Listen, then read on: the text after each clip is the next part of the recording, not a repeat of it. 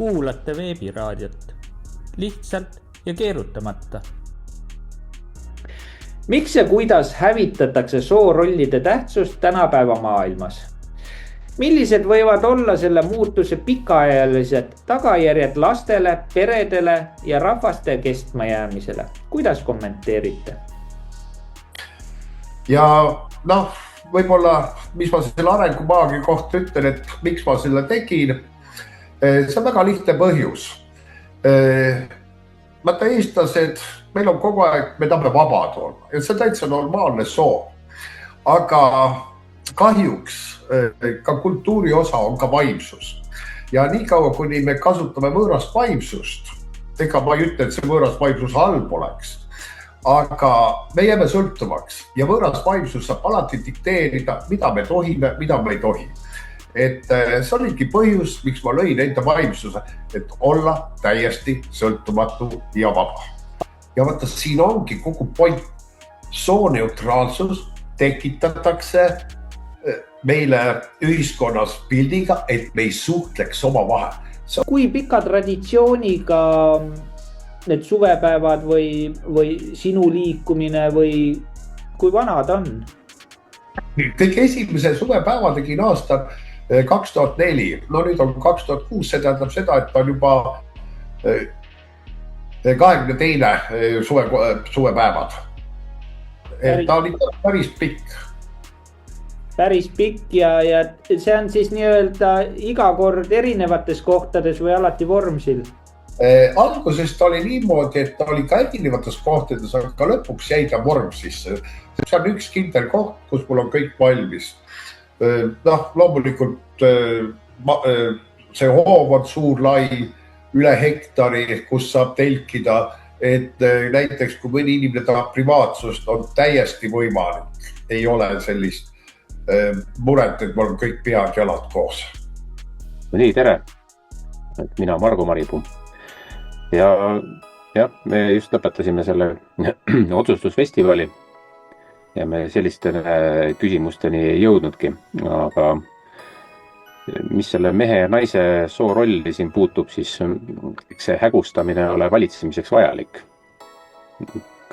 Mina isiklikult enda arusaama kohaselt näen, mehel ja naisel on ainult üks erinevus, see on geomeetria ülesehitus.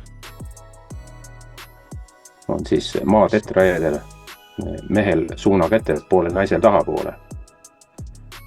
Kõik ülejäänud geomeetriline ülesehitus, energeetiline tasakaal on kõigil on sama. Nii et ma vaatan, kui valitsus soosib sellise ühiskonna kujunemist ehk siis sotsiaalse soomääratluse kujunemist, siis ta soosib tegelikult haige ühiskonna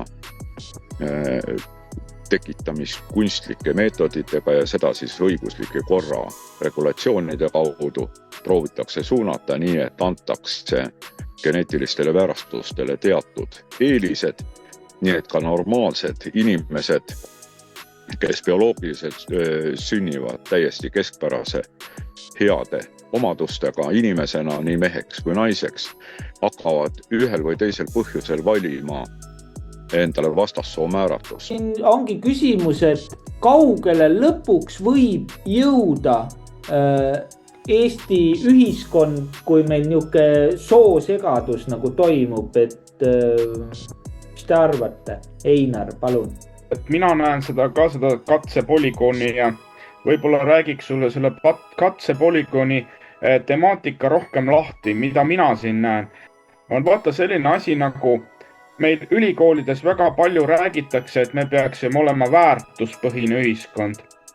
Ja siis kogu ühiskond on jaotatud erinevate väärtusnormatiivide või värkide alusel ja see väärtus ja huvide põhine konflikt, see viibki sellise, kuidas seda väärastunud ühiskonna tekkeni, ja see baseerub nagu sellele, et vaata, ta fragmentiseerib nagu need teadmised nii ära, et esinevadki ainult sellise ajufunktsionaalsusega inimesed, kes suudavad opereerida teadmiste fragmentide tasemel. Kuna me liigume kogu selles ühiskonna noh, dialoogi vormis, eks ole, ka sinna, siis me olemegi seal lõksus kinni. Siis kasutatakse meil väga osavalt ära, kuna sisemine liikumine ja vajadus ärgata on kõikidel meil sees olemas.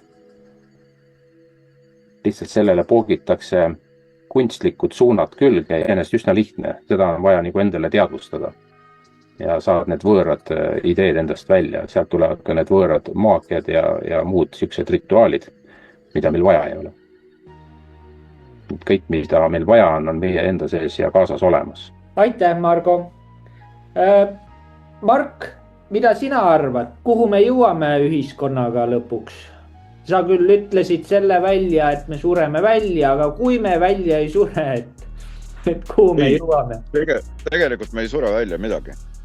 Me saame nüüd panna piiri peale tänu sellele, et on kõigepealt suurimad tänud Kungla rahvale üleüldse, et te olemas olete. Ja on praegu siis selline väikene ärkamisaeg, mida Kungla rahvas on sütitanud. Ja mul on täiesti tekkinud lootus, et me ei sure välja midagi, sest me suudame omavahel kokku hoida ja kõike seda ilusat, mis on alles jäänud, edasi arendada ja iseenda lastele ja järglastele edasi kanda.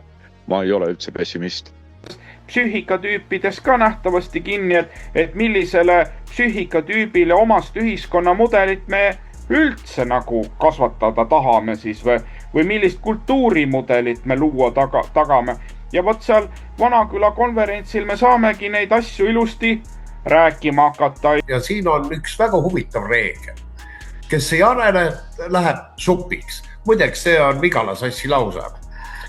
Et selge on see, et loodus hakkab mingit energiat taga kinni keerama selleks, et inimesed hakkaksid oma jõudu kasutama. Ja ma ütlen, lõpetuseks meie saatus on meie enda teha. Just täpselt. Sellega ma oleks täitsa nõus, et me elame nagu sundsituatsioonis, valikusituatsiooni me üldse ei jõuagi ja see lõppkokkuvõttes tapabki kogu selle ühiskondliku dialoogi ja arenguvõime tegelikult ära. Ja küsimus ongi selles, et kuidas sellest asjast nagu välja tulla, et me hakkaksime ise loojateks. Just. Mina näen ka seda, et see kogu see ühiskond on nagu meelega nagu surutakse niimoodi, et nad muutuks niiseks lammasmassiks, keda oleks siis hea pügada ja vajadusel šašlõkiks teha. Et siin Mark Valgmaa tegi väga ägeda video. Et jah, selge, paneme selle ägeda saate seekord siis purki.